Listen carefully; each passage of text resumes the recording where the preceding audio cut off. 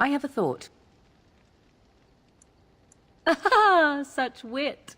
Truly, you and Mother should form a troupe of jesters and tour the countryside. We have an opportunity that I believe we should take advantage of. To the point. My mother was once divested of a particular grimoire by a most annoying Templar hunter. It occurred long before I was born, but even today, Flemeth speaks of the loss with great rage. With the circle of magi in such disarray, it occurs to me that this might be the perfect time to recover the tome from their possession, for surely it eventually ended up in their hands.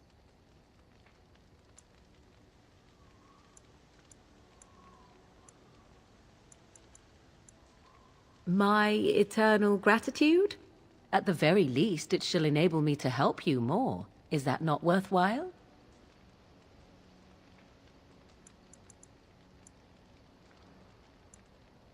But we have time to hunt for everything else, under every rock and inside every chest, yes? Have it your way. The grimoire is leather-bound and adorned with the symbol of a leafless tree, should you come across it. If not, however, then I shall simply put it out of my mind.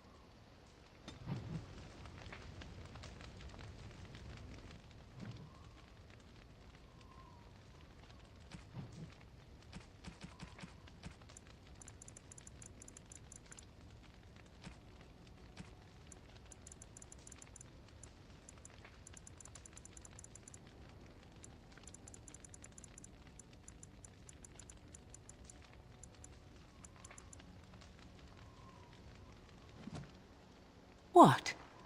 You found Flemeth's grimoire? But when I spoke of it to you, I did not truly hope... This is a most fortuitous event. You have my thanks. I will begin study of the tome immediately. Return it? Indeed not. This tome represents the one time any of my mother's secrets were able to get away from her. I do not intend to squander this opportunity to learn more than Flemeth wished me to know. This should be interesting.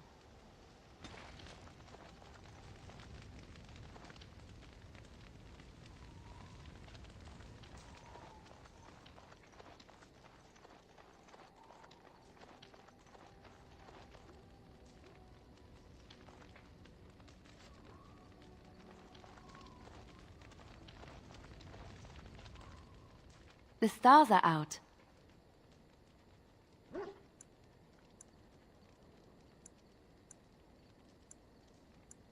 It comforts me to know that the stars will remain untouched by the blight. That whatever happens down here, they will shine eternally, their light undimmed. There is a story about that cluster of stars over there. Do you know it? Elindra and her soldier?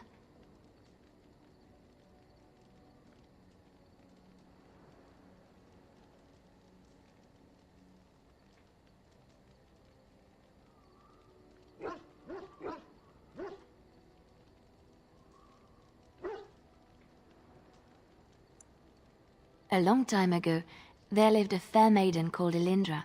She had many suitors, but spurned them all, for she did not love them. One day, Elindra was sitting by her window in her father's castle, singing and dreaming, when her lovely voice caught the attention of a young soldier. Entranced by her song, the soldier drew near to Elindra's window.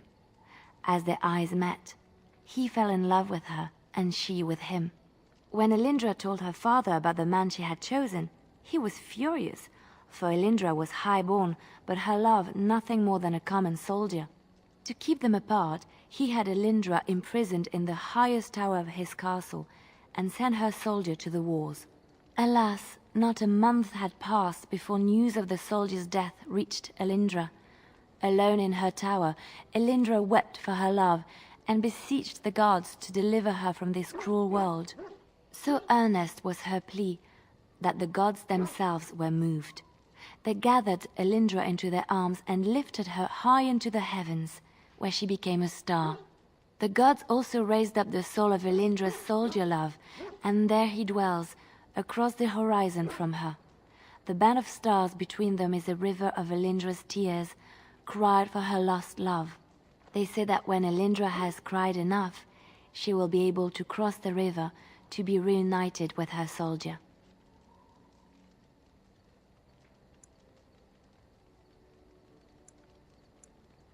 It doesn't end so badly. It ends hopefully. Elindra will one day be with her love again. We don't know when, but she will. This story is one of my favorites. A tale of a love so great and so enduring that it defies death and moves the gods to action. Sometimes I ask myself, does such a love exist? Can it exist?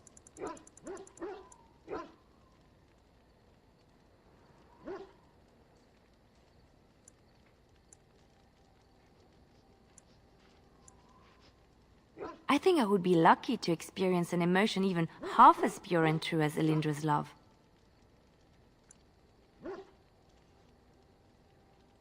The world gets lonely too quickly if there is no one to share it with. I'm here for you. Of course.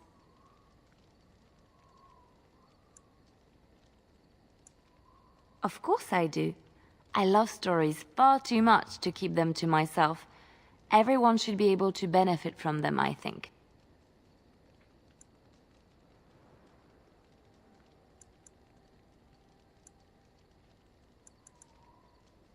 Of course, Orlesians enjoy telling stories. I shall tell you my favorite tale of Aveline, the Knight of Orlais. A long time ago, a girl child was born to a farmer. He had hoped for a son, not a daughter, and so he told his wife to abandon the child in the woods. Before the cold could claim her, the baby was found by a tribe of Dalish elves who took pity on the poor mewling thing and raised her as their own. Aveline, for that is what they called her, grew strong and quick and clever under the guidance of the elves. She learned to wield the sword as well as any man, could kill a deer with an arrow at 100 paces, and was as graceful on the back of a horse as she was on foot. Aveline's Dalish guardians saw that she could easily best any Orlesian chevalier in battle, and wanted to show the cruel humans the child they had left to die. They bestowed upon her a fine horse and armor, and sent her to prove herself to her people in the grand tourney. Now in those days, no woman was allowed to take up arms, let alone compete in the grand tourney, but Aveline kept her helmet on and was not discovered. Aveline won many events and gained the approval of the adoring crowd.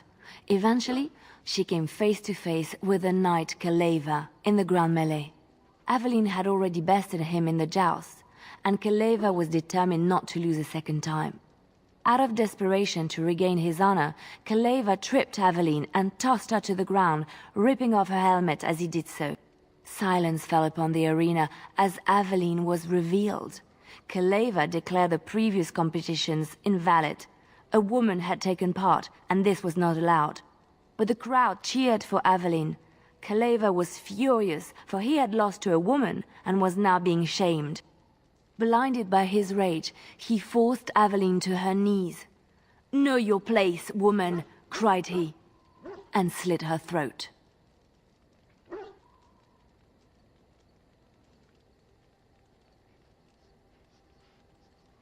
The son of the king, Prince Freyan, was present. He recognized Aveline's skill and bravery and began to see the injustice done to the women in his land. When he was made king, he rewrote the laws of Orlais so that women could also become chevalier. He honored Aveline and knighted her after her death. And to this day, any female who is knighted reveres Aveline the Brave, for she is the patron of all women chevalier.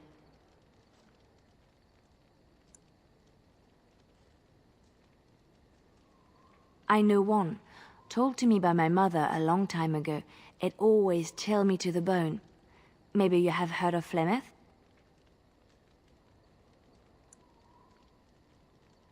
Are you sure? Was she the Flemeth of legend? Flemeth, the devourer of men? Flemeth, mother of witches? Flemeth, demon-touched, who dwells in the mists?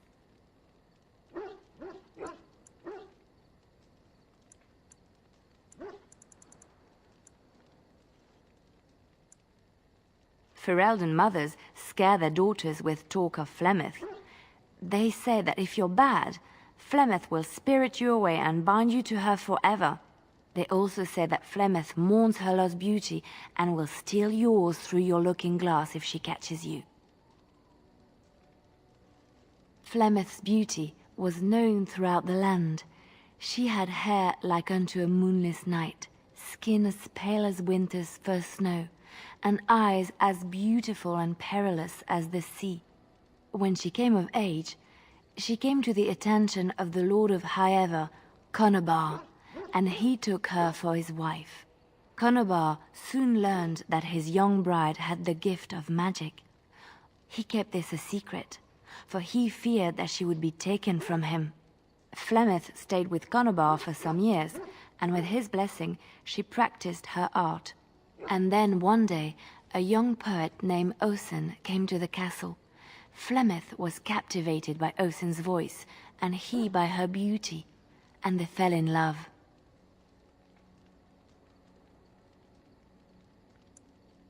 Flemeth longed to be with her true love, and she and Osen fled from Conobar's lands, seeking refuge in the Kokari wilds with the Chasing tribes.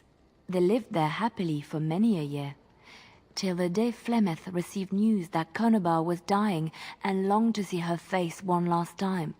Flemeth's heart swelled with pity for the man who once was her husband, and begged Osen to return to Conobar's side with her. But when Flemeth and Osen entered Highever, they were captured by Conobar's men, and Osen was slain in front of Flemeth's eyes. Flemeth was imprisoned in the highest tower of the castle, there to await Conobar's judgment on her. Distraught at the loss of her love, Flemeth plotted revenge against her husband. She summoned a fey demon, intending for it to wreak vengeance on Conobar. But a spell went awry. The demon possessed Flemeth. Turning her into an abomination, the halls of the castle ran red with blood as Flemeth slaughtered Conobar and all his men. The last of Flemeth's humanity melted away, and at dawn, she stole back to the wilds to plot and scheme for 100 years. They say she took to her side many Chasing men, and with their help, begat her daughter witches, who even now prowl the dark places of the Kokari wilds.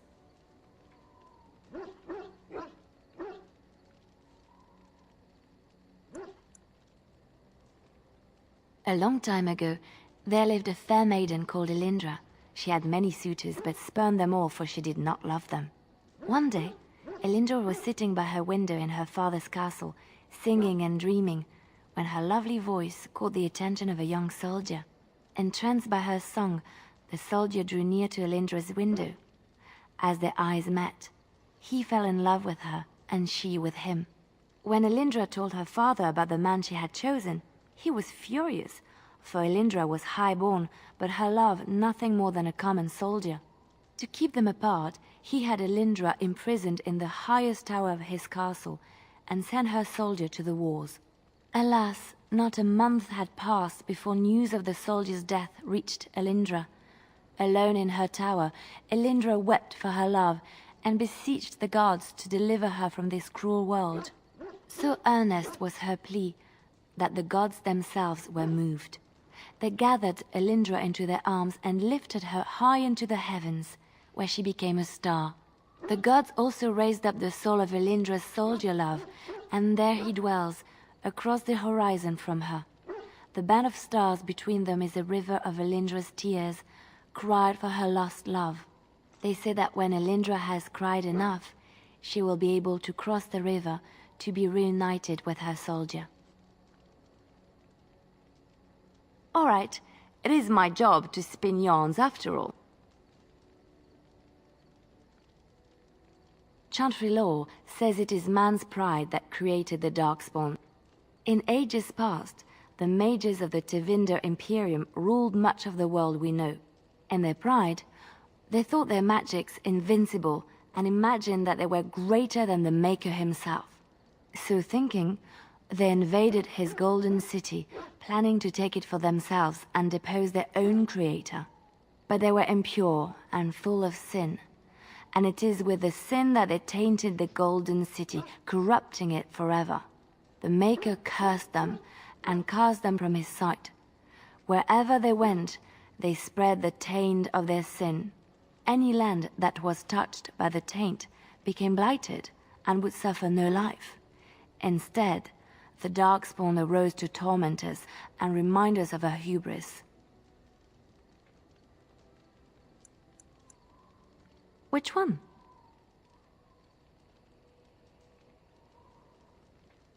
I have heard a little about how the elves gained their freedom from the Tevinter Imperium. When Andraste began her exalted march against the Imperium, the elves joined her cause to fight their masters. The great elven leader, Shatan, born in captivity, rose up to lead his people. He foresaw a future where the elves were free. Shatan was killed when Andraste was betrayed, but the elves continued to fight, eventually breaking free of the Imperium. The elves claimed the Dales in the south and settled there in the land of their own. The elves lived in the Dales for centuries. They resurrected the worship of the elven gods and would allow the building of no chantry. This angered the chantry, and the hostility between the two factions finally broke out in open war. The chantry says the elves struck first, but I do not know whether to believe it. The chantry declared a wholly exalted march against the elves, named for Andraste's similar march against Tevinter. During the exalted march of the Dales, the elven cities were sacked, and the elven state completely dissolved. Some of the elves bitterly accepted their fates and surrendered to human rule, living in the human cities as second-class citizens. But others, still fiercely proud of their heritage, refused to bow to the humans, and instead became homeless wanderers. There were the elves of the Dales, the Dalish.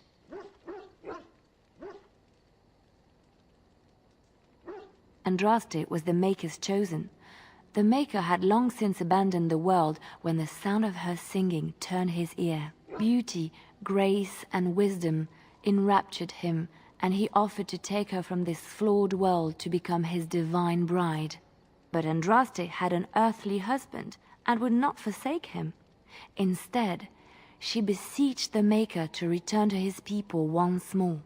So earnest was her plea that the Maker was moved, and promised that he would create a paradise on earth if all abandoned their false gods and turned once more to him. And this is why Andraste began her exalted march on the idolaters of the Tevinter Imperium. The Maker granted her his powers with which to smite her enemies. Andraste brought the Imperium to its knees, and her victories converted many to the worship of the Maker.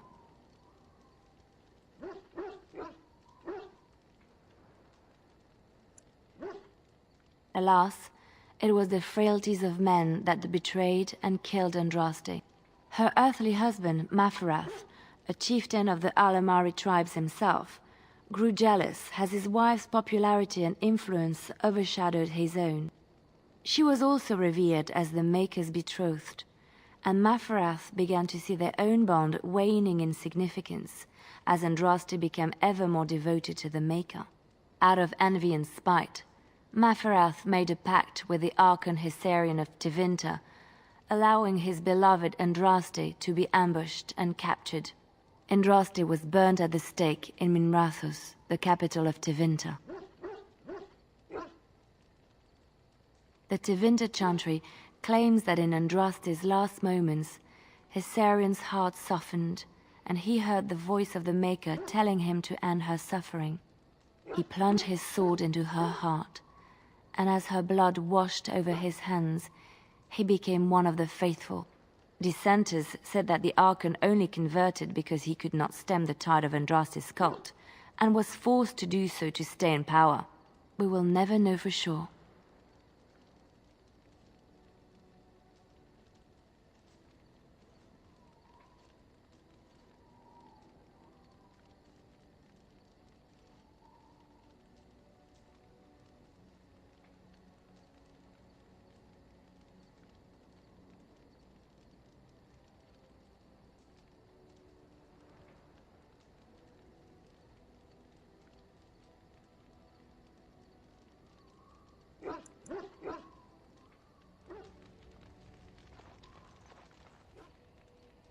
Oh, it's been a long day. Rest would be welcome. Yes, of course. I am just a little weary. As you may have noticed, I'm no spring chicken. Ha, very funny. But in all honesty, I do not know how many years I have left in me. I have lived for such a long time, but there is always something else to do. And I have to keep going in order to do it. I think I will be glad when I am done.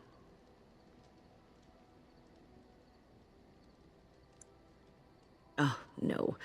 I'm not the sort of person that leaves things unfinished. I'll see this through, I promise.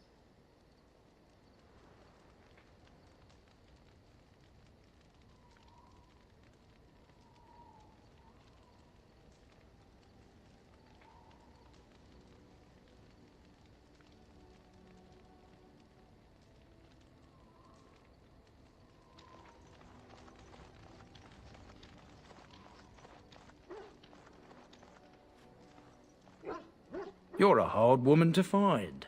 Where are my manners? The name is Levy Dryden. Did Duncan ever mention me? Levy of the coins? Levy the trader?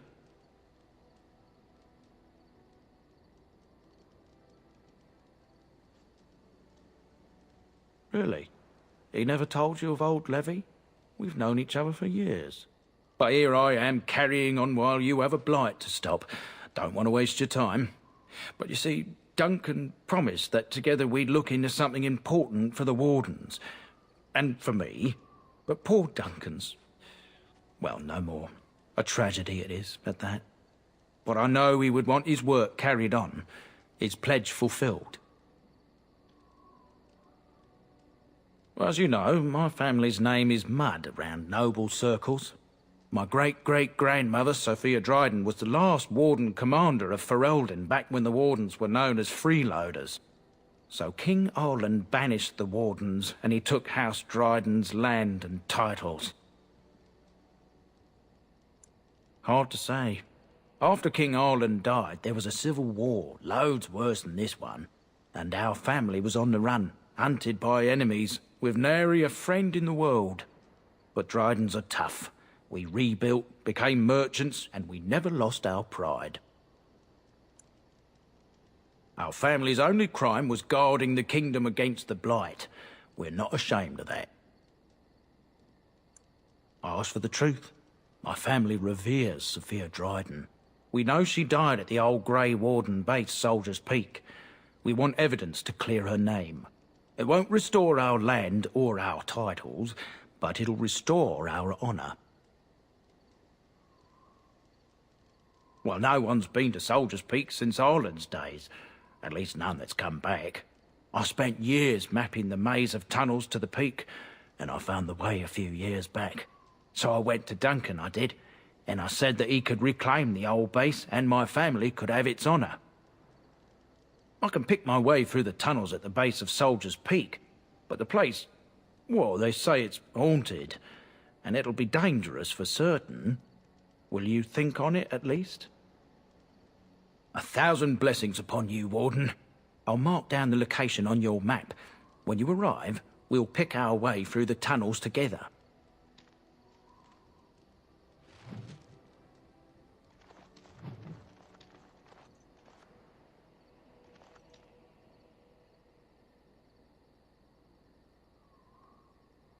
Are you sure I can't interest you in this hat? I'm sure...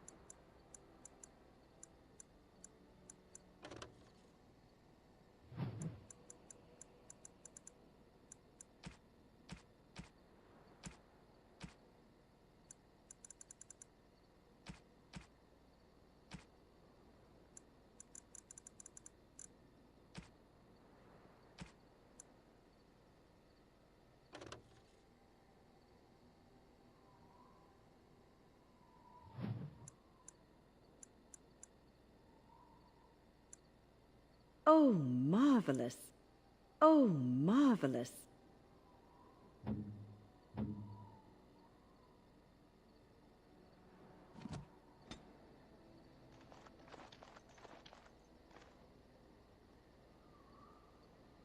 If there's anything, I'm sure.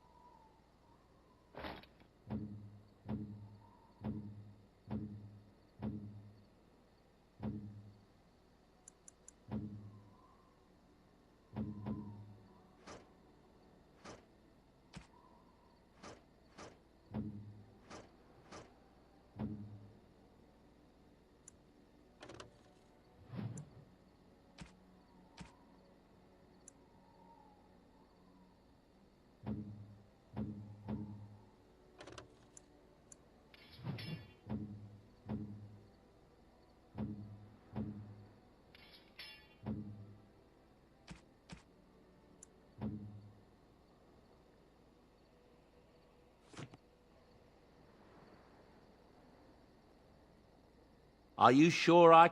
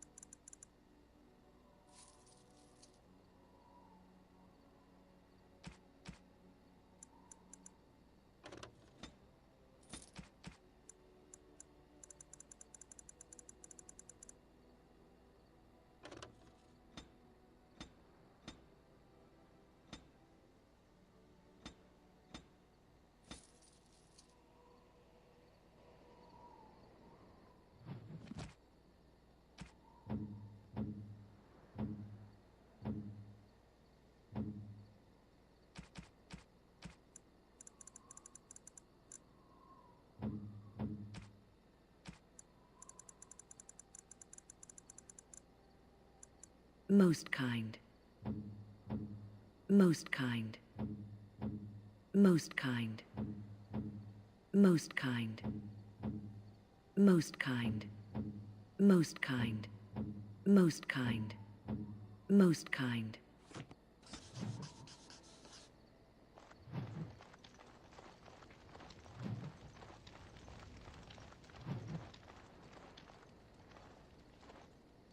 I once heard a really old legend about how the Hound warriors in the days of the old tribes would feed their Mabari the flesh of the vanquished.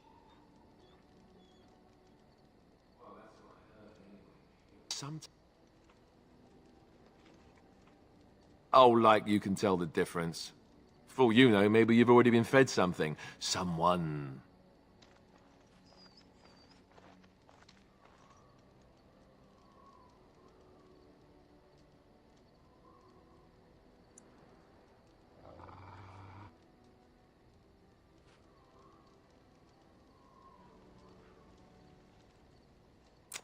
Look at what your fool dog placed in my pack. A putrid, half-eaten hare is not something a woman wants to find in her unmentionables.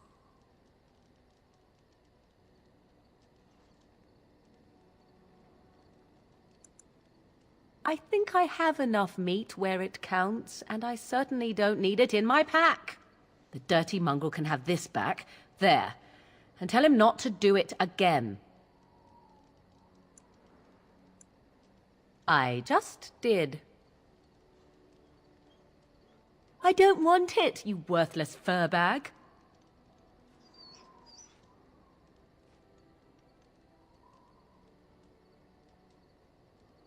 Oh, he's just trying to be manipulative, I can tell. I do it too.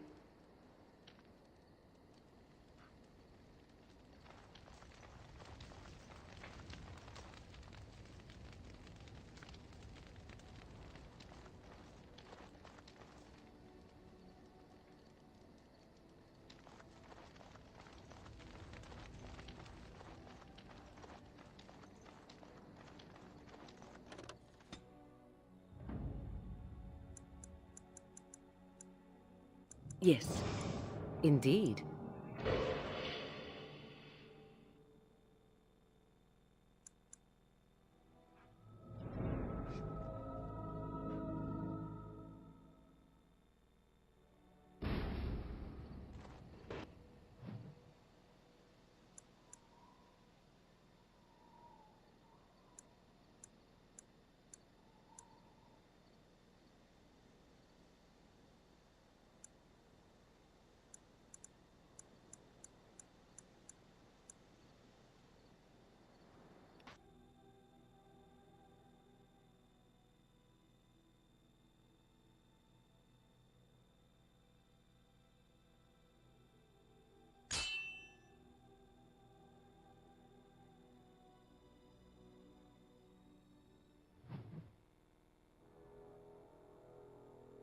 I bring word, sire. There are demands from the Bannorn that you step down from the Regency. They are said to be gathering their forces, as are your allies. It appears it will be civil war after all, despite the Darkspawn. Pity. I also have an interesting report. There seem to be Grey Wardens who survived Ostagar. How, I don't know. But they will act against you. I have arranged for a solution, with your leave. The Antivan Crows send their regards. An assassin? Against Grey Wardens, we will need the very best, sire. And the most expensive. Just get it done.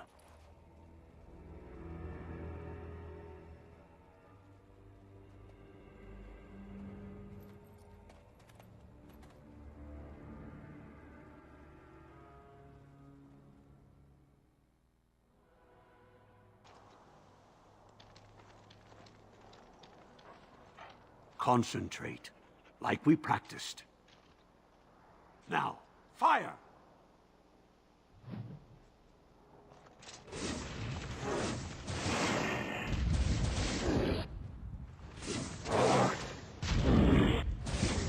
Now's better than later. Got it. Can I get you a ladder so you can get off my back? Interesting. Run while you still can! All right. I'm sorry. Am I too quick for you? All right, okay. Push them back! I'll get on it. Got it. Can I get you a ladder so you can get off my back? I am your death! You're gonna regret this!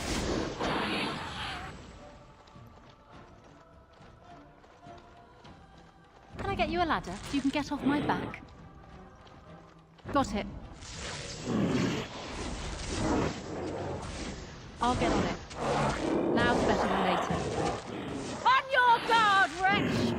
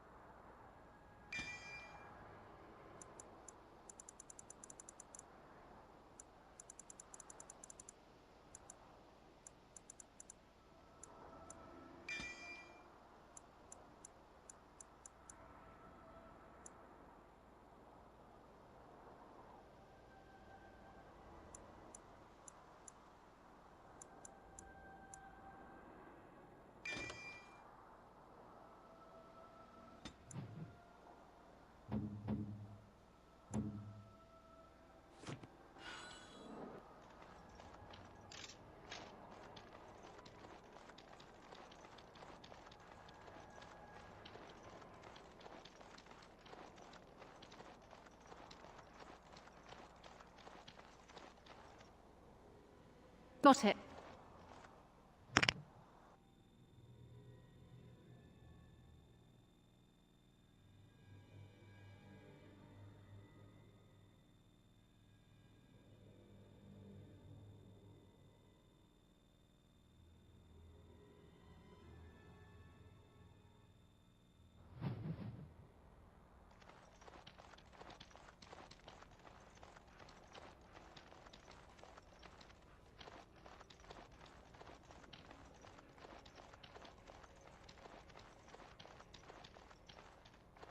About time a warden showed.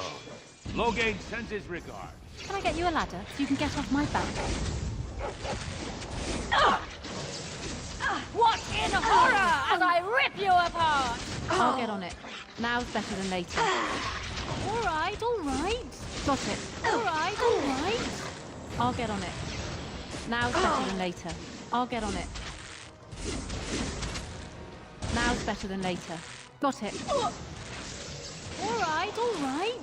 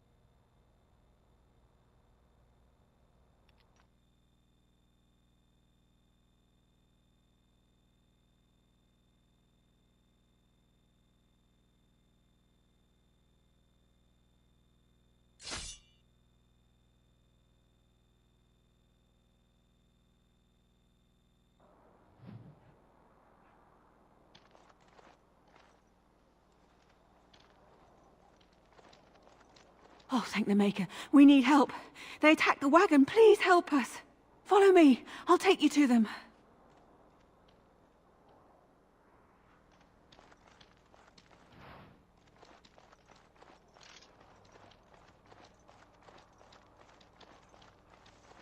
I see a trap.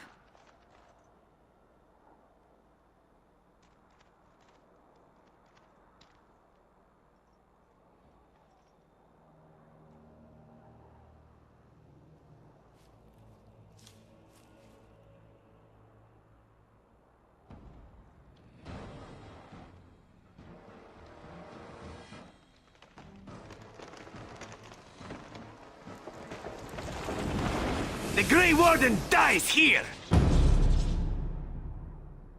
I see enemies ahead.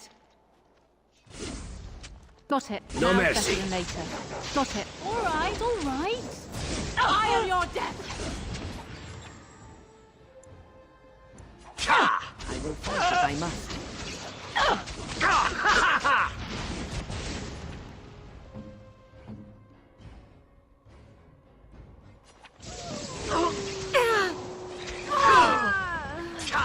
Let us end this.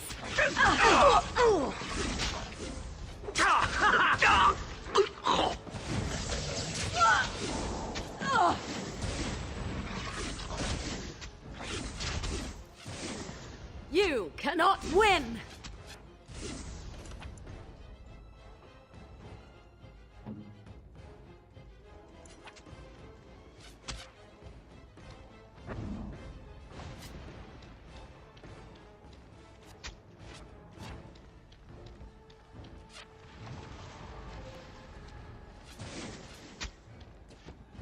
As you wish.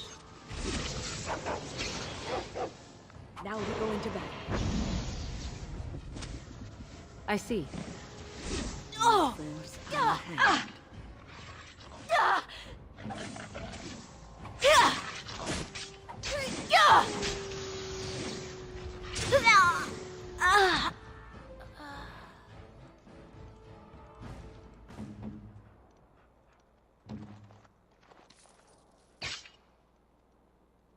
So, tell me, how did you become a Grey Warden?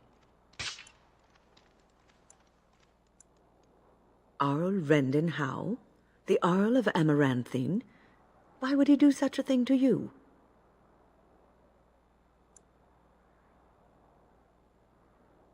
You are the last of the Couslands?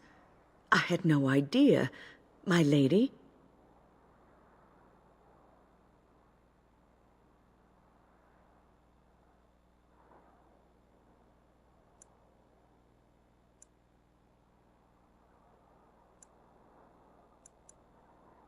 Do not be blinded by your desire for revenge. Rendon Howe will get what he deserves in time. Such deeds cannot go unpunished. Take heart, dear friend. You survived, even when you were not expected to. We do not know yet what lies in store for you, or the name you carry. It is not so bad, is it, being a Grey Warden? Sometimes it gives me comfort to think that everything will end up the way it's supposed to. That it will be all right. You were chosen. You survived the joining when others did not.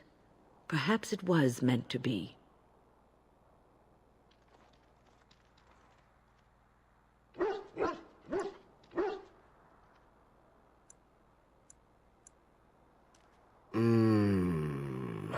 Oh, what? I rather thought I would wake up dead, or not wake up at all, as the case may be. But I see you haven't killed me yet.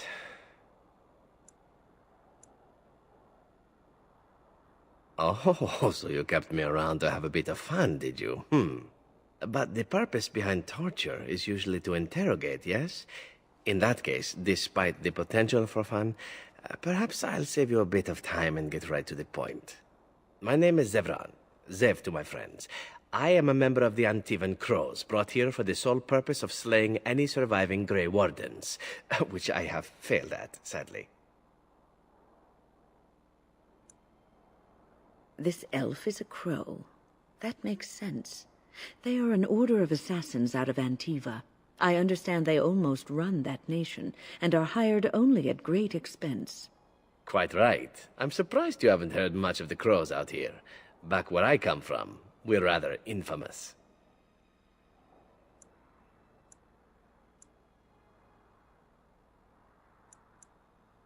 Not precisely. I was in the neighborhood when the offer came. The Crows get around, you see. A rather taciturn fellow in the capital. Logain, I think his name was. Yes, that's it. I have no idea what his issues are with you. The usual, I imagine. You threaten his power, yes? Beyond that, no, I am not loyal to him. I was contracted to perform a service. Oh, well, that's between Logain and the Crows, and between the Crows and myself. Isn't that what we're establishing now? I wasn't. If I had succeeded, I would have returned home and the Crows would have informed your Logain of the results, if he didn't already know. If I had failed, I would be dead, or I should be, at least as far as the Crows are concerned. No need to see Logain then.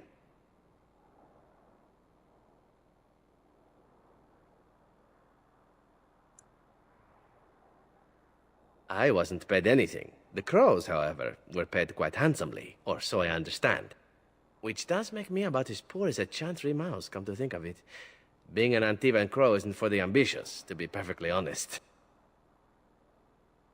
Well, aside from a distinct lack of ambition, I suppose it's because I wasn't given much of a choice. The Crows bought me young. I was a bargain, too, or so I'm led to believe. But don't let my sad story influence you. The Crows aren't so bad. They keep one well supplied. Wine, women, men, whatever you happen to fancy. Though the whole severance package is garbage, let me tell you. If you're considering joining, I'd really think twice about it. You seem like a bright girl. I'm sure you've other options. Why not? I wasn't paid for silence. Not that I offered it for sale, precisely. Loyalty is an interesting concept. If you wish, and you're done interrogating me, we can discuss it further. Well, here's the thing. I failed to kill you, so my life is forfeit. That's how it works. If you don't kill me, the crows will. Thing is, I like living. And you obviously are the sort to give the crows pause, so let me serve you instead.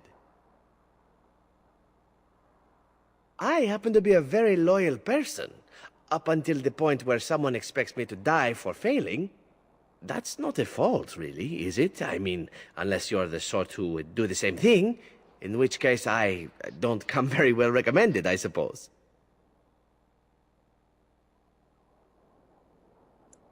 To be completely honest, I was never given much of a choice regarding joining the Crows. They bought me on the slave market when I was a child. I think I paid my worth back to them plus tenfold. The only way out, however, is to sign up with someone they can't touch. Even if I did kill you now, they might just kill me on principle for failing the first time. Honestly, I'd rather take my chances with you. Possibly. I happen to know their wily ways, however. I can protect myself as well as you. Not that you seem to need much help. And if not, well, it's not as if I had many alternatives to start with, is it? A fine plan. But I would examine your food and drink far more closely from now on, were I you. That's excellent advice for anyone. I hereby pledge my oath of loyalty to you until such a time as you choose to release me from it. I am your man, without reservation. This I swear.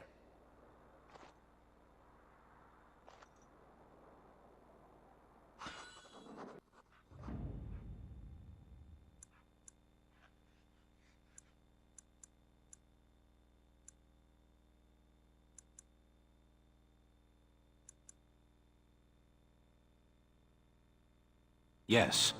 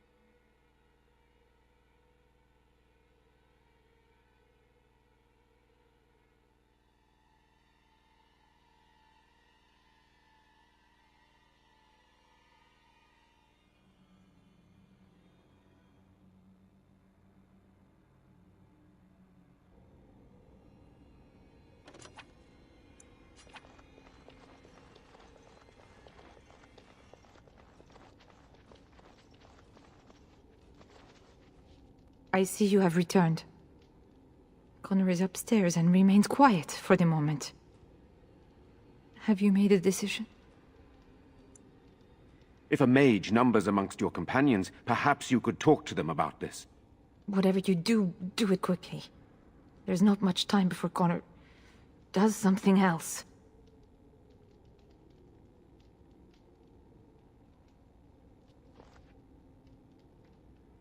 I must ask, what does being a Grey Warden mean to you?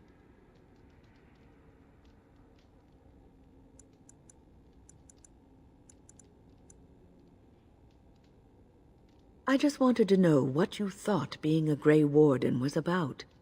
Ultimately, being a Grey Warden is about serving others, about serving all people, whether elves or dwarves or men.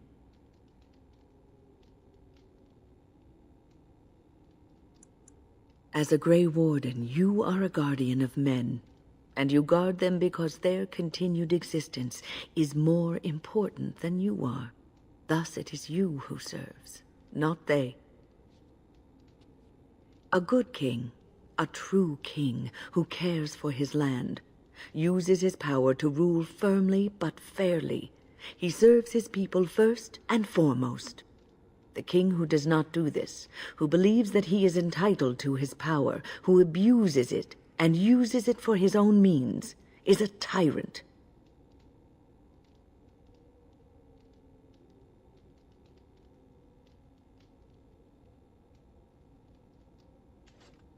If you live apart from others, and your actions affect only you, then you may do as you wish. But if you have power, influence, and strength, your every action will be as a drop of water in a clear, still pond. The drop causes ripples, and ripples spread. Think of how far they will go, how wide they will become, how will they affect the pond. But I've lectured enough for today. I should stop before I wear out my welcome.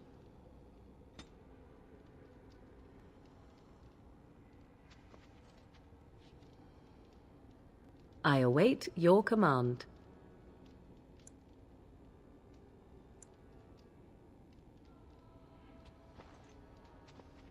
You called. Speak, then. We have no mages such as you do. We have beasts in the shape of men who perform tricks. True. I suppose it is also horror and perversion.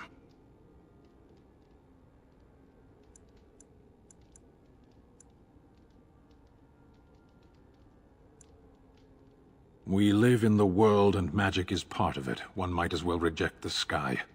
Parshera, are we going to fight the Darkspawn, or chatter until they grow bored and leave? As you wish.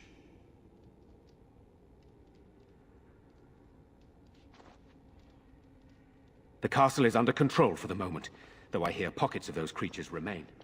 For now, my main concern is ensuring that Eamon lives and Can I get you a ladder so you can get off my back? Got it. You have no skill, only desperation.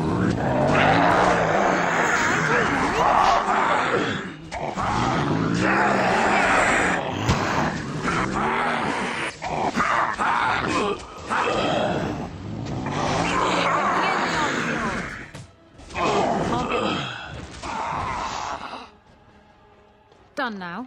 Are you happy? It is done.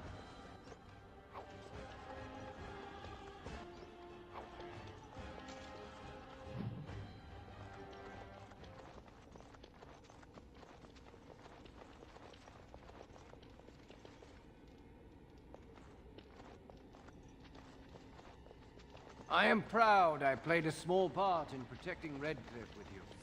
Without your help, we would surely have fallen. I see you have returned.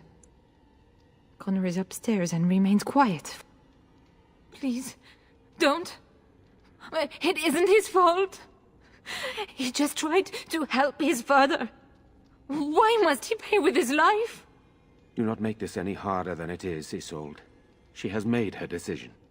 Who says she gets to decide? I'm Connor's mother. I'm the Arlessa! This is what must be done. No! No! I won't let you do this! It isn't right! It isn't right! It must be done. The cancer must be cut out.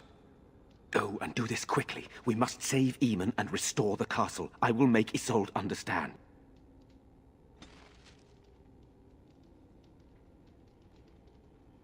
Make her forgive us. Connor is but a young boy, and this is happening to him only... Murderer. You would murder an innocent boy who has done nothing to you? Get out of my sight! So long as it does not involve Connor's death. Anything but that. But what can we do? Filthy murderer! He is an innocent boy! Go and do this quickly. We...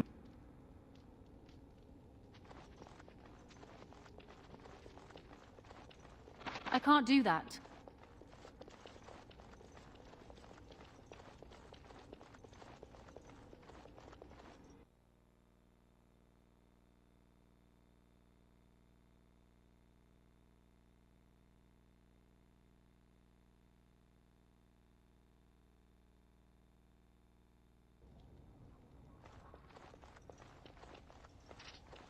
Isn't there something better we could be doing?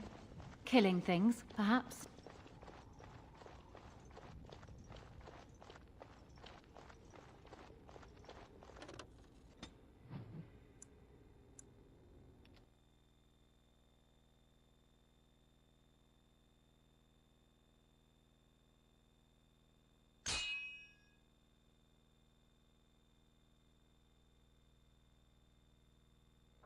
Be careful.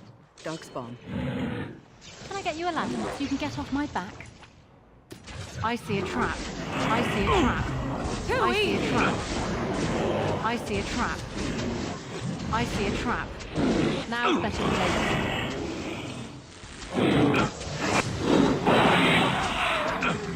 Cross me and you Hey! Can I get you a ladder so you can get off my back? Another battle, I see. I see a trap.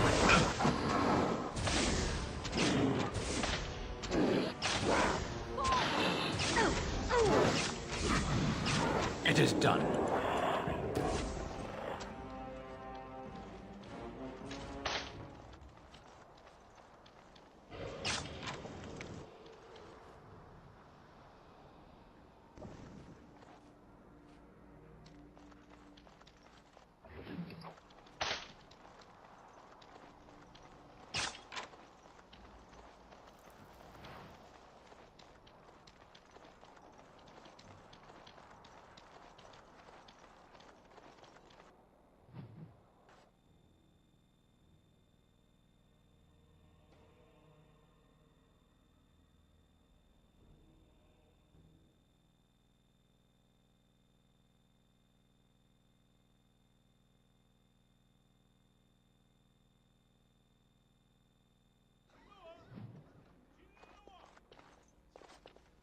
My men have... You are very thorough. I'm impressed. And I am thankful you arrived when you did. In no time? Doubtful.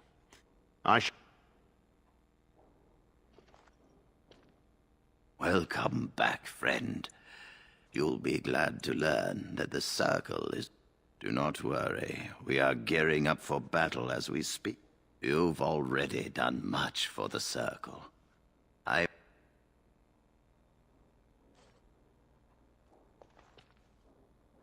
Welcome back, friend. You've already done much.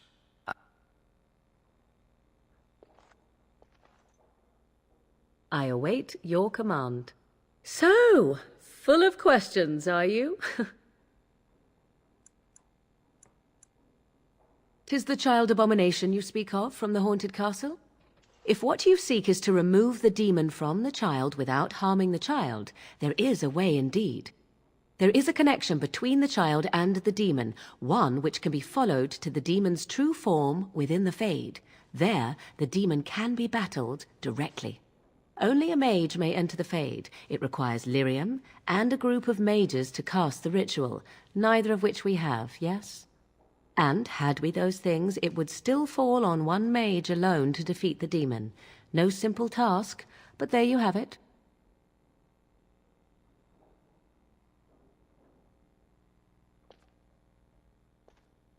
You're quite taken with each other, aren't you?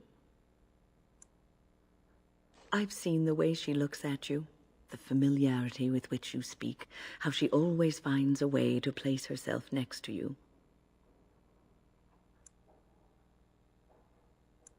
I've noticed your blossoming relationship, and I wanted to ask you where you thought it was going. Leliana is a remarkable girl, sincere and guileless, and she has opened her heart to you. I would not like to see her hurt. I am worried about you both. There is great potential for tragedy here. Love is ultimately selfish. It demands that one be devoted to a single person who may fully occupy one's mind and heart to the exclusion of all else. A Grey Warden cannot afford to be selfish. You may be forced to make a choice between saving your love and saving everyone else. And then what would you do?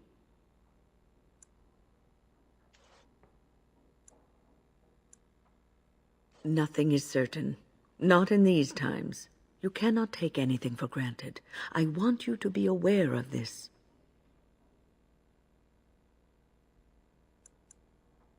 If you insist, I have given my advice. Do with it what you will.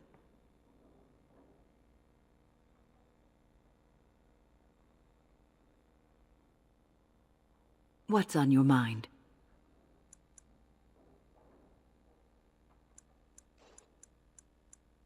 I will answer to the best of my ability. People don't become mages. They are born mages. The talent just surfaces later. But you are asking how I ended up at the Circle. I was brought there by the Templars, just like many of the other apprentices. I don't remember very much. I was very young then. I didn't have a family. I never knew my real parents. My earliest memory was of hiding in a hayloft on a farm, trying to keep warm. I was found, and the farmer's wife was kind enough not to send me away.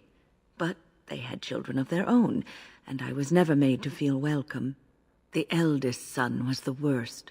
He was always calling me a stray, and throwing anything he could get his hands on at me. And I don't know how it happened, but one day he just found his hair on fire. Fortunately, there was a large trough nearby. And you would have seen yourself trussed up like a festival turkey and paraded about the square for it. Village folk have little love for witches like us. Thankfully, all I had to endure was a few nights locked in a cold barn with a bowl of water and a crust of bread. The Templars arrived several mornings later. The barn kept me safe from the village children and the stones they would hurl at me. I was afraid, yes, but it could have been much worse. I'll never forget the moment the Templars led me into the entrance hall of the tower. I had never seen anything so grand in my life. I stopped being afraid then. I knew I was home. Well, that's about all there is to my tale. That's how I came to the Circle. I would be lying if I said it was easy. First, there were rules, and we were constantly watched to make sure we behaved appropriately. Then there was the study of magic. We had to cast the spells just so, control the effects completely. A single word spoken incorrectly, a gesture out of sync, meant lack of focus, and we needed to have perfect focus, or we would be in danger. Without the Circle and my mentors, I would not have been where I am today. And there was joy in life at the Circle. The joys of fellowship, in knowing that you were not alone in your struggles. In spite of everything, I was happy in the tower, and I loved it.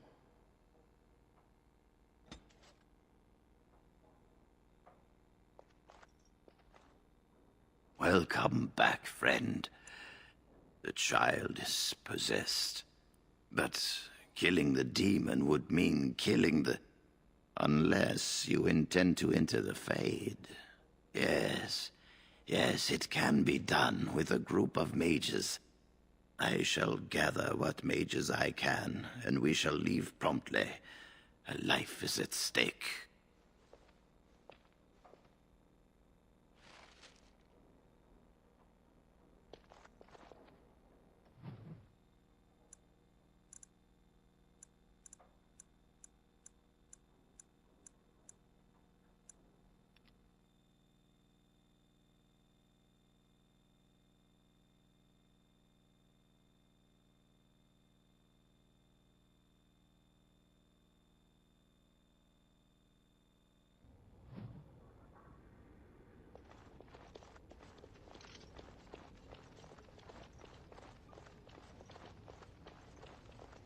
A little backstabbing never hurt anyone.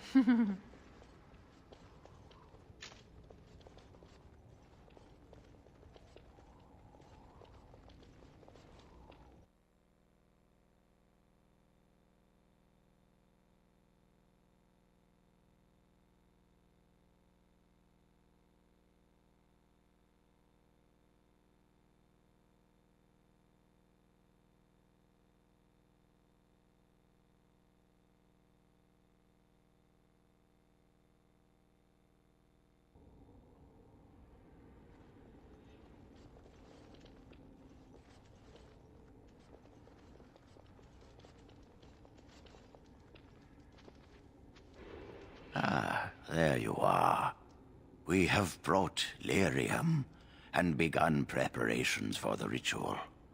We can start any time. It truly depends on the manner of demon. It sounds like a spirit of greed and desire, one of the more powerful in the hierarchy. It will likely engage you in dialogue and tempt you with an offer. Avoid it. Making deals with demons never turns out well. Yes, we haven't sufficient lyrium at present to send more than one mage into the Fade. Magic. Very well. Who will go into the Fade?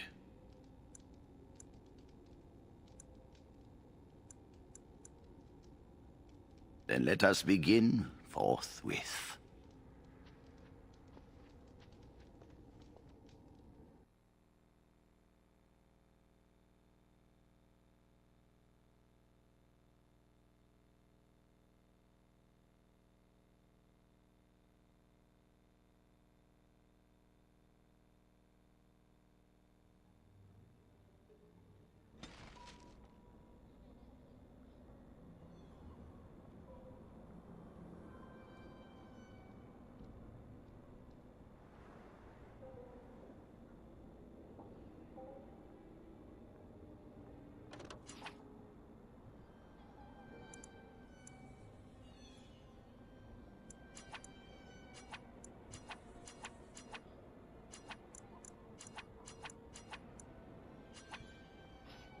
Very well.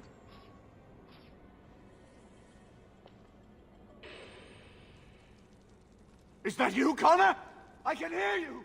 I'm coming! Father! Where are you? Is anyone out there? Hello? You there? Have you seen my son? I can hear him, but I cannot find him. This blasted fog has me turning in circles. This is the Fade. Your kind cannot navigate it any more than you could navigate a dream. I don't understand. Where is my Connor? I will find him for you, since I foolishly gave my word that I would. Leave me to it. No. No, you're trying to lead me astray. I do not believe you. Connor! Connor, where are you?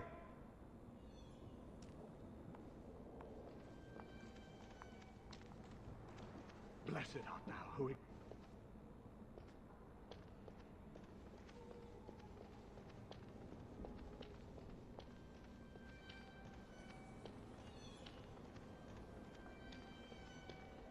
Who are you? Are you the one that made Father ill? Tell me now.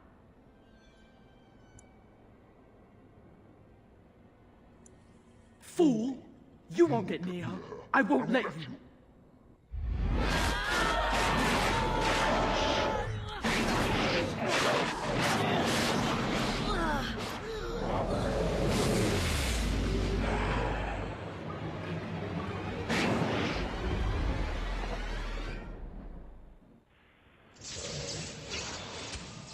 Begin the onslaught. Oh, this should be good.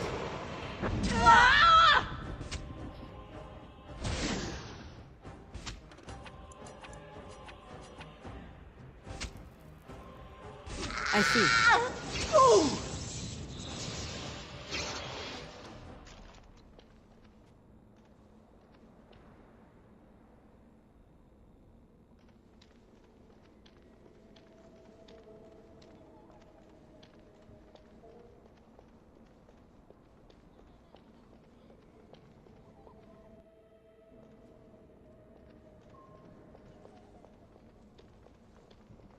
You!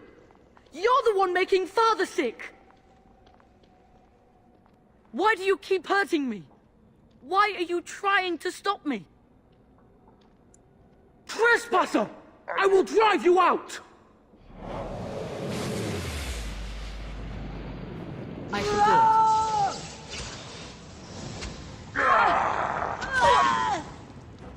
it. You have no hope, Fleshleg!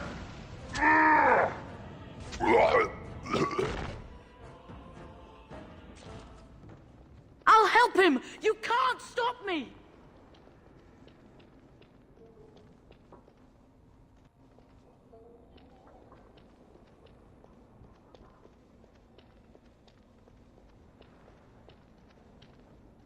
Father wanders, seeking me, trapped within my web. All is as it should be. Why must you interfere? No. It is time for you to go now. Do not persist, or things will go very badly for you. So be it. Ooh!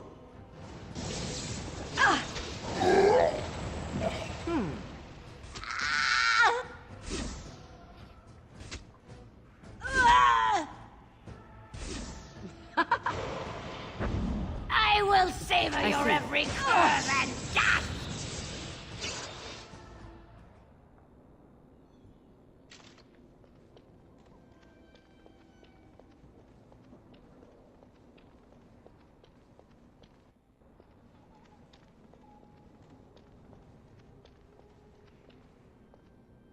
Very well. No more illusions. Now we meet face to face.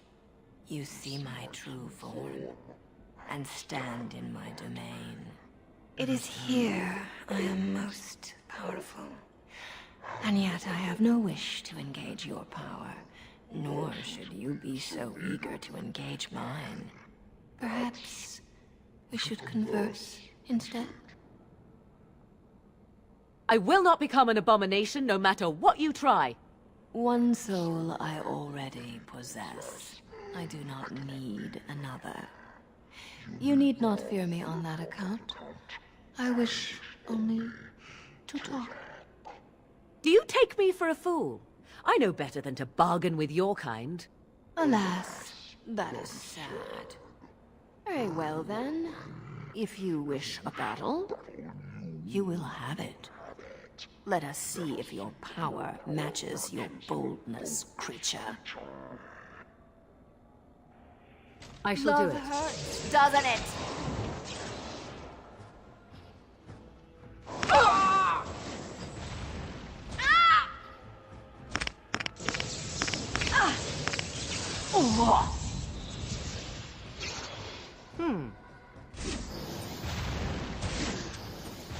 Very well. I see. I shall do it. I am your death! Another battle, I see.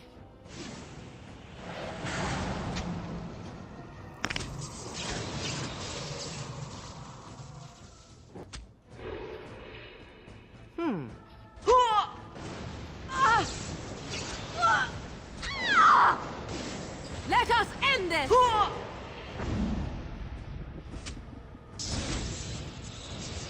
I see. I shall do it.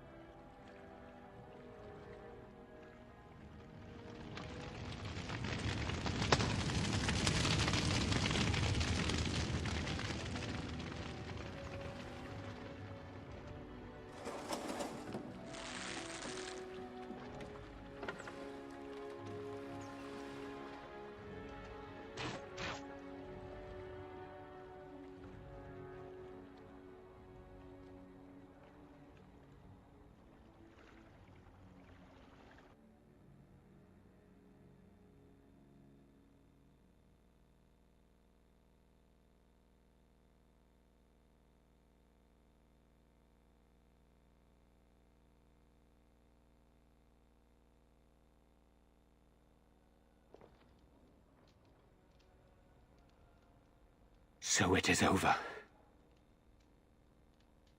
Connor is his old self. He does not seem to remember anything, which is a blessing. I suppose we will need to send him to the Circle of Magi's tower for training, once the war is over. It's so odd to think of the boy as a mage, of all things. Eamon has much to mourn and rebuild should he recover. But at least he can be thankful that both his son and wife are safe. I owe you my deepest thanks. I can scarcely believe Connor is the boy he once was. But our task is not done yet. Whatever the demon did to my brother, it seems to have spared his life, but he remains comatose. We cannot wake him. The urn. The urn of sacred ashes will save Eamon.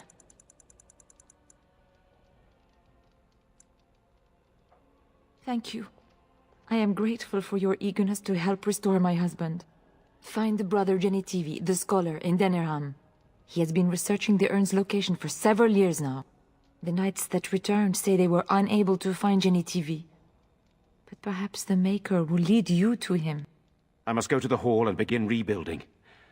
I wish you luck, and may the Maker go with you.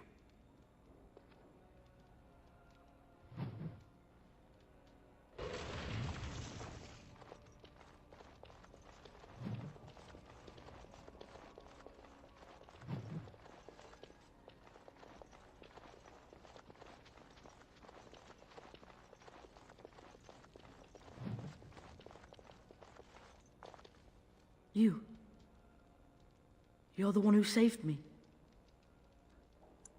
Then, I guess I owe her thanks. Father always said to remember to thank people who do nice things for you.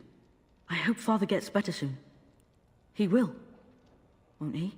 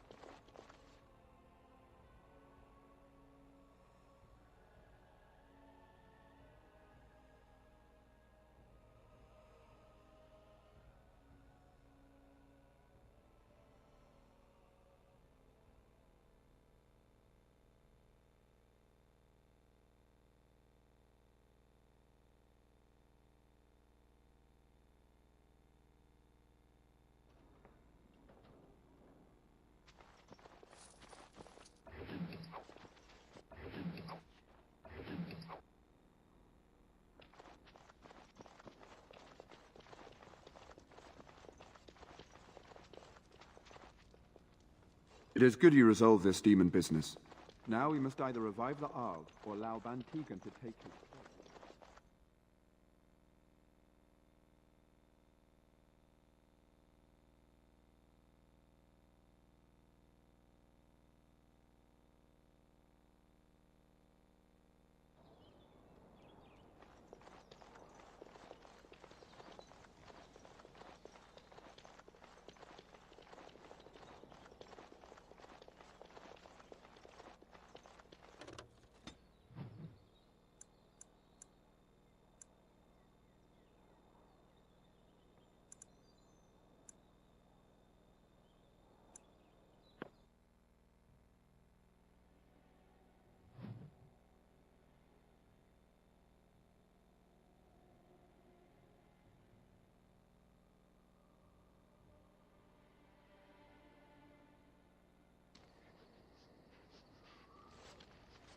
I heard about what happened at Redcliffe. I want to talk to you about it. I wish I'd been there, but no, I'm not upset about that. I just wanted to thank you. You went out of your way to save the Arl's family, and you did it. Even though it would have been easier not to. There's been so much death and destruction. It makes me feel good that at least we were able to save something. No matter how small. I owed the Arl that much. You're right. Hopefully, by that time, there's still enough of Ferelden left to save. Good. Now that the warm, fuzzy part of the day is over with, we can get back to the ritual dismemberments. Oh, wait, it's not Tuesday, is it? Something on your mind?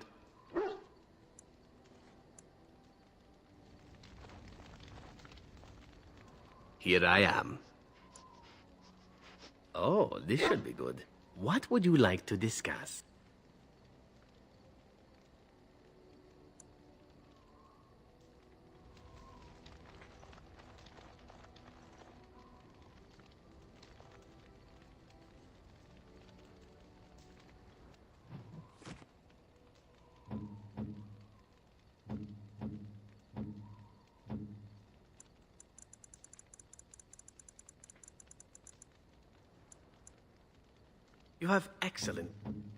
You have excellent taste. How nice.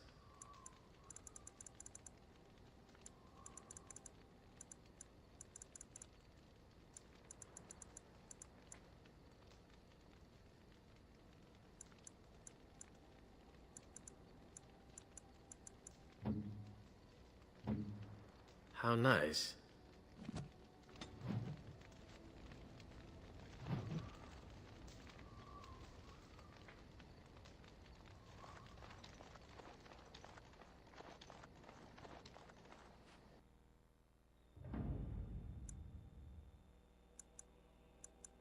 Yes. Yes. Yes.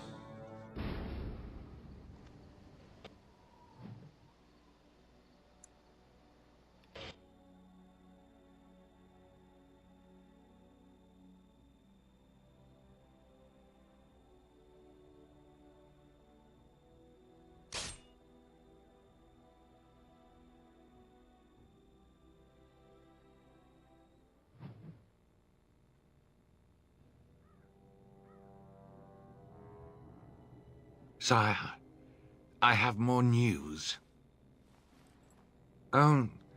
Yes. Well, it seems that the fighting has gone exactly as you... I would like to know what you intend to accomplish, Father. Should we not be fighting the Darkspawn instead of each other? The nobility should be brought into line and then the Darkspawn defeated. This is no true blight, Anora. Only Kaelin's vanity demanded it be so. Beg pardon, sire. But blight or no, we may not have the manpower to face the Darkspawn soon. Kaelin approached your legions for support, did he Never! not? Marek and I drove those bastards out! We'll not roll out the welcome for them now. We need help, Father. We cannot deal with this crisis alone. Ferelden will stand on its own! I will lead it through this, Anora. You must have faith in me. Did you kill Kalen? Kalen's death was his own doing.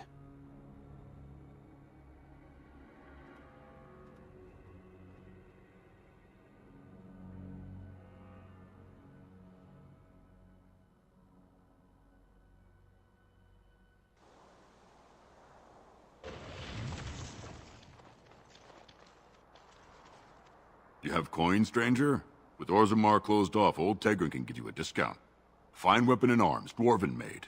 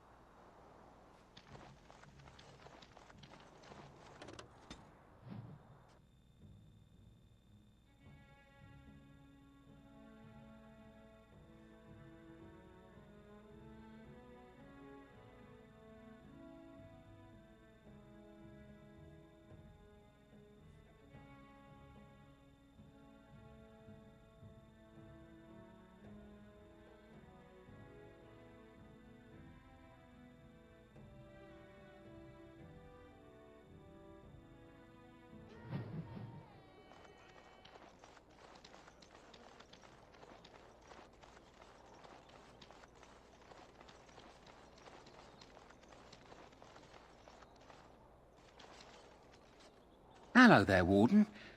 I'm a friend. I've heard you're putting up the good fight against Loghain and Howe, right? Good for you. Make a spit on all those arrogant noble bastards. I've also heard you have certain skills. Skills of the street, you might say. No judgments here, mate. I want to help you. You're a noble. I didn't know that. But you're a warden, and my hope is you'll help us little fellas out. Your likeness has been shown to some of the guards. Managed to get a peek at it myself. The name is Slim Cauldry, and if you've heard of me, I've been doing a sad job of it, haven't I? I hear a great many things, and for those who view certain pesky laws as mere nuisances, there's some ripe fruit to be plucked out there. I can point the way. All I ask is for a little slice for myself. Well, one of my mates noticed your skills. Nice piece of work, that. Uncommon caliber, if you don't mind me saying. But I need to know what else you can do. Ever done bump and grabs? Do much blending in shadows? Different opportunities for different folk, you know. More of a second story man, eh? So was I back in the day. The thrill of the hunt. Dodging guards, in and out, no one the wiser. Ah, the good life. Now that we have that settled, just ask away. One point. I don't like blood much. Call me old-fashioned, but the Maker says thou shalt not strangle, decapitate or whatnot unless the other fellow really had it coming, eh? I realise sometimes you do what you have to, but restrained, right? So, what are you interested in?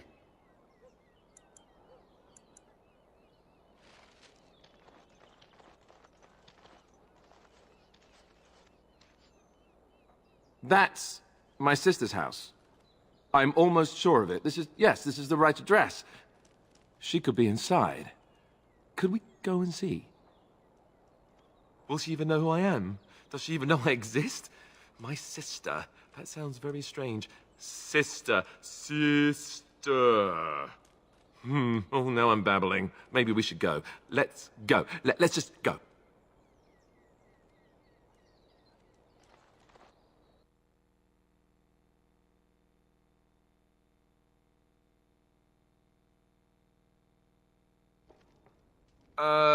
Hello? Hey, you have linens to wash? I charge 3 bits on a bundle, you won't find better. And don't trust what that Natalia woman tells you either. She's foreign and she'll rob you blind. I'm not here to have any wash done. My name's Alistair. Well, this may sound sort of strange, but are you Gordana? If so, I suppose I'm your brother. My what? I am Gordana, yes. How do you know my name? What kind of tomfoolery are you folk up to?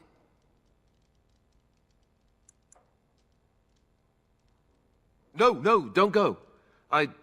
please, stay for now. Look, our mother, she worked as a servant in Redcliffe Castle a long time ago before she died. Do you know about that? You! I knew it! They told me you was dead. They told me the babe was dead along with Mother, but I knew they was lying. They told you I was dead? Who? Who told you that? Them's at the castle. I told them the babe was the king's, and they said he was dead. Gave me a coin to shut my mouth, and sent me on my way. I knew it. I'm sorry, I didn't know that. The babe didn't die. I'm him. I'm your brother. For all the good it does me. You killed Mother, you did, and I've had to scrape by all this time. That coin didn't last long, and when I went back, they ran me off.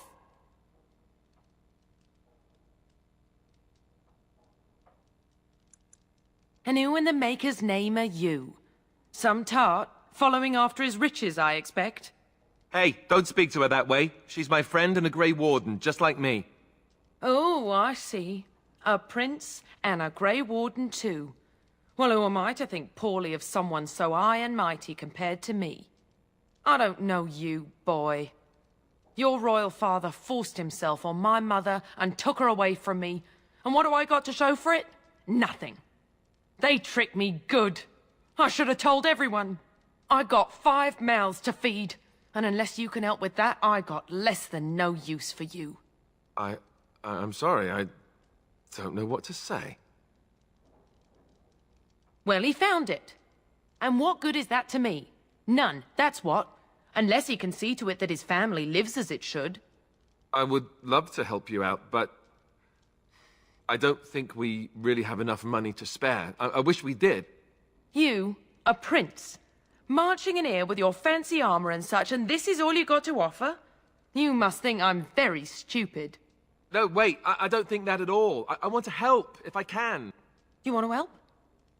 You go to whatever high and mighty folks you run with, and you tell them you've got nephews and nieces that aren't living as they've a right to. You do that. Yes, great. Thanks for reminding me. And let me promise you this, Goldana. I'll do whatever I can, speak to whomever I have to ensure you and your children are taken care of. That sounds all well and fine, but you'll have to forgive me if I don't exactly hold my breath. You have my promise. I can't give you more than that. Let's go. I want to go. Goodbye, sister.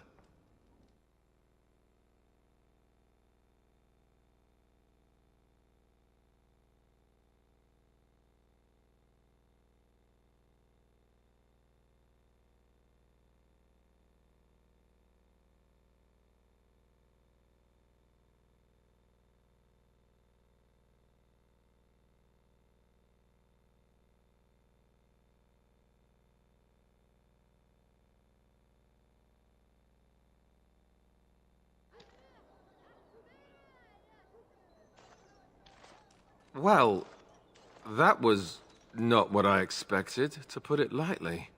I lived up to my promise, I suppose, but this is the family I've been wondering about all my life?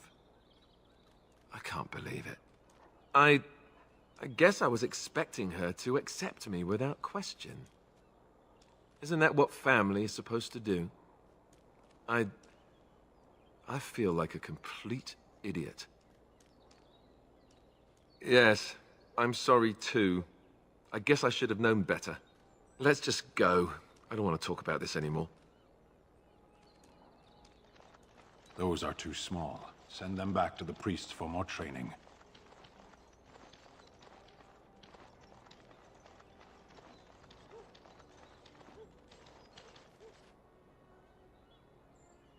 I recognize you. From Ostagar. Andraste's blood. You're a Grey Warden. Duncan's apprentice. You killed my friend. And good King Cailan. I demand satisfaction, sir.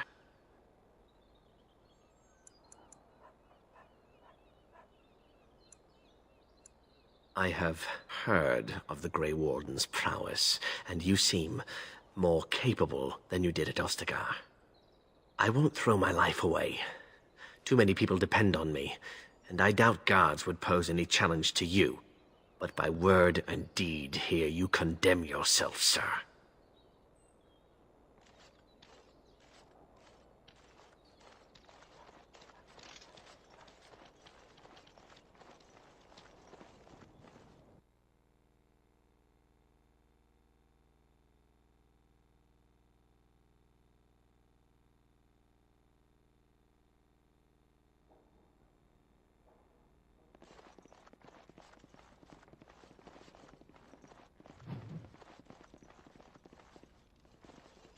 What are you doing? You're not supposed to go in there.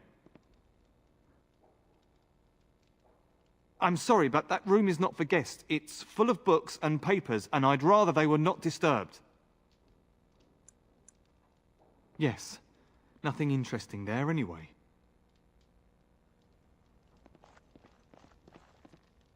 Yes. What are you doing here? No. No, I am Waylon, Brother Genitivi's assistant.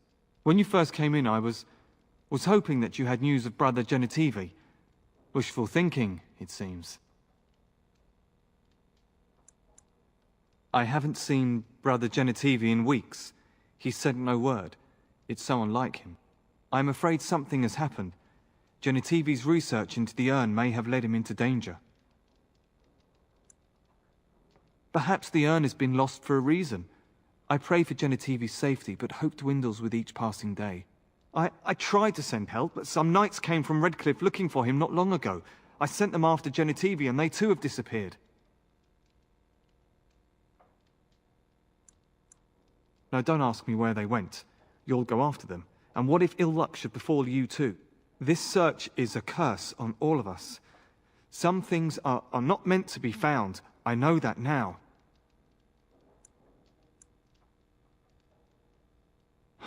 So be it. All he said before he left was that he would be staying at an inn near Lake Calenhard, investigating something in that area.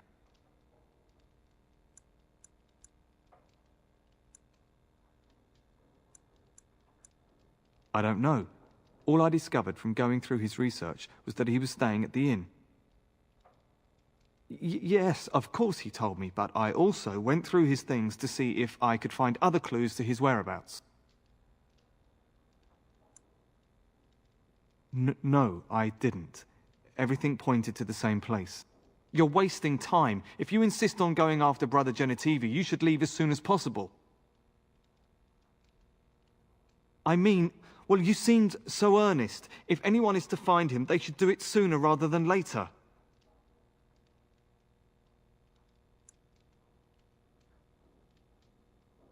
Of course. Why are you questioning me?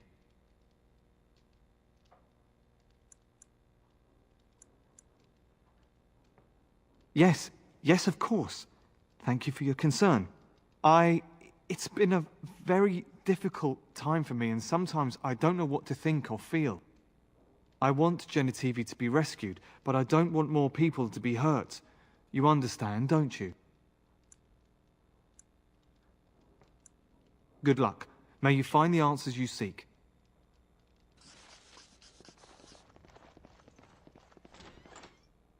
I told you not to go back there. Now's better than later.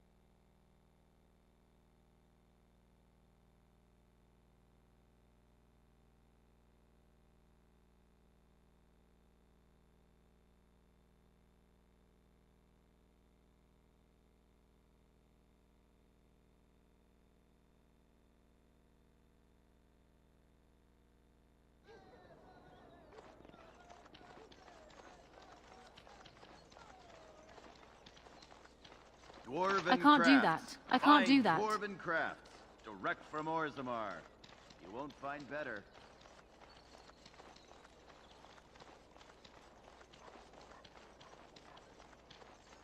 As there is but one world, one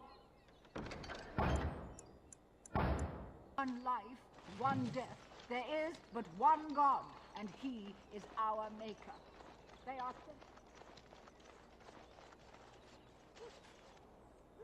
You're the Grey Warden, aren't you? Exactly who I was hoping to meet. I represent a collective of mages interested in going about their lives without the constant scrutiny of the Chantry. Next to me, and in every major settlement, you will find an inconspicuous sack containing requests from mages all over the land who need the assistance of someone skillful and discreet. Thank you, my friend. Makers smile upon you.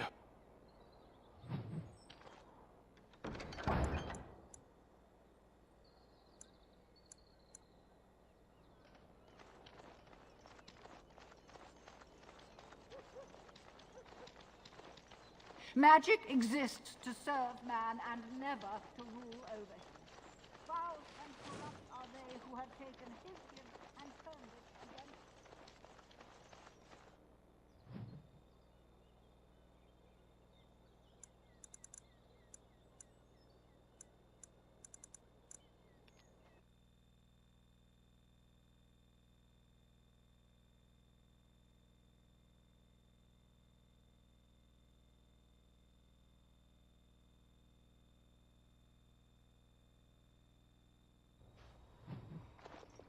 And here we are, Soldier's Peak.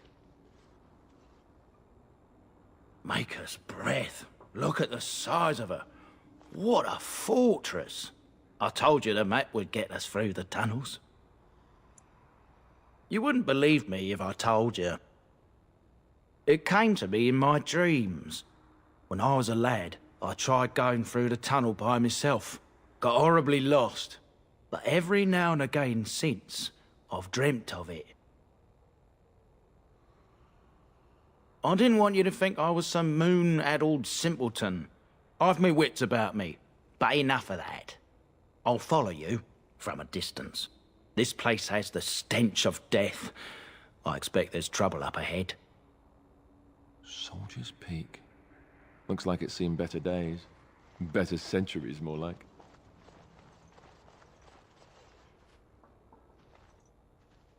What's on your mind? Oh, yes, and thank you for asking. I'm feeling much better today.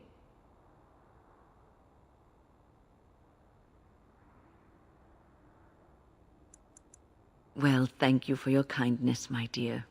It certainly warms these rickety old bones. Look, before we go any further, I want to say something. I appreciate that you brought me to see my sister, and that you were there to talk me down after we left. You're a true friend. I just wanted to tell you that. That we are. I have your back. You know that, right? Well, now that that's out of the way, ask away.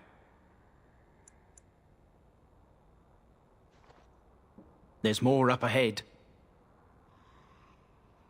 You called. I caged myself. A weak mind is a deadly foe, as you are no doubt aware. That is complicated.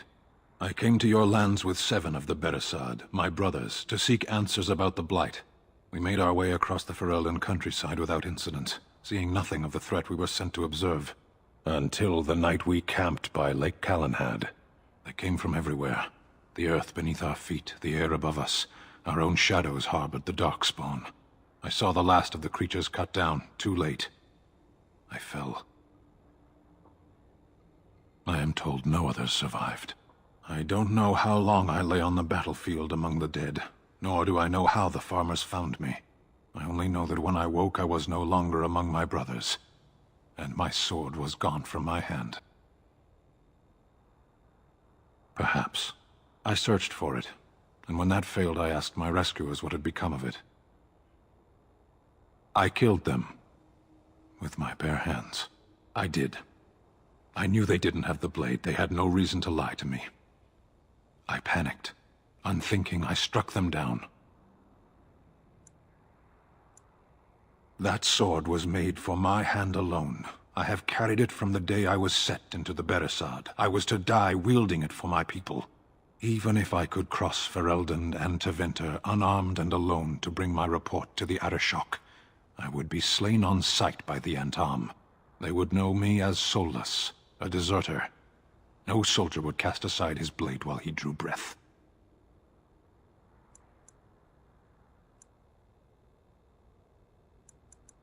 If I knew where to look, it would be in my hand now. Near Lake Calenhad. Perhaps those words are empty, but thank you all the same.